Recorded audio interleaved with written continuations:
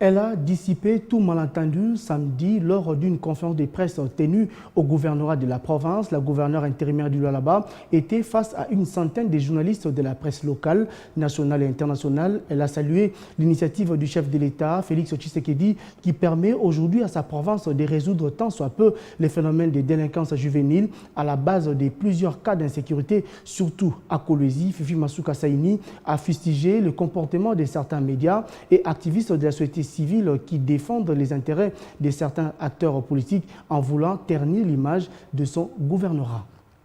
Au cours de son tout premier point de presse animé ce samedi, la gouverneure intérimaire du Lualaba a fixé l'opinion tant nationale qu'internationale au sujet de l'enrôlement des jeunes désœuvrés au service national. Une situation qui défraie la chronique devant les chevaliers de la plume et du micro des médias locaux, nationaux et internationaux. Marie-Thérèse Masuka Saini a fait savoir en des termes clairs que l'opération Zéro délinquant au Lualaba est très salutaire car elle va permettre une réinsertion de beaucoup de jeunes désœuvrés en vue de garantir leur avenir. Le gouvernement provincial compte faire de tous ces jeunes transférés à l'école de métier Kanyama KCC des véritables bâtisseurs du Lualaba, a-t-elle insisté. Mais dans nos familles, il y a des meilleurs, il y a aussi des mauvais.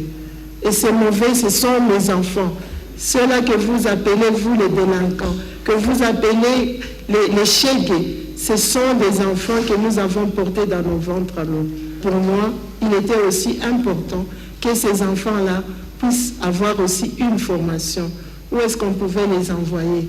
Je pense que le service national n'a pas été créé aujourd'hui. Ce service national a été créé il y a une décennie. Et nous suivons tous à la télévision. Nous voyons comment il a encadré des enfants venant de Kinshasa. Ceux-là qu'on appelait Kuruna. Vous tous, vous avez vu l'agressivité de ces enfants-là.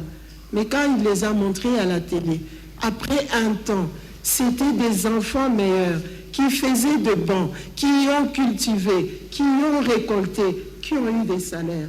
La première citoyenne du Lualaba a aussi donné un bilan officiel de cette opération à Kolwezi, contrairement aux allégations mensongères distillées par les ennemis du Lualaba et d'autres structures de la société civile à coloration d'un camp politique bien connu qui ont parlé de 15 morts. Le bilan est très clair. Il y a eu 3 morts. 2, on m'a dit qu'ils se sont battus. Ils étaient au niveau du ministère et puis on les a amenés à l'hôpital.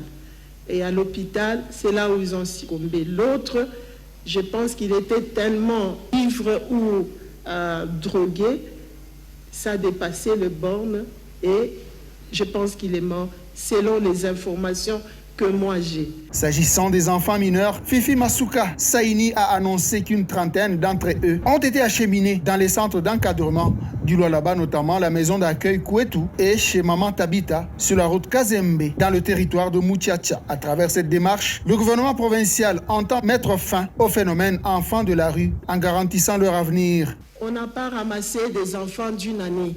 On n'a pas ramassé les enfants de 2 ans. Ces enfants qui étaient là, ce sont des enfants de 7, 8, 9, 10 ans. Et ces enfants sont encore là. Certains parents, les parents qui ont réellement les soucis de leurs enfants, sont passés pour récupérer ceux-là qui pouvaient récupérer. Ce sont ces enfants qui sont là-bas, qui sont chez Père Damien. Et les 2 filles sont chez Tabita. Ce n'est pas loin, vous pouvez passer par là. Nous n'avons rien fait de mal. Nous avons juste voulu que ces enfants-là, comme ceux-là qui sont en Europe, puissent aussi avoir la chance, comme vous tous, d'échanger.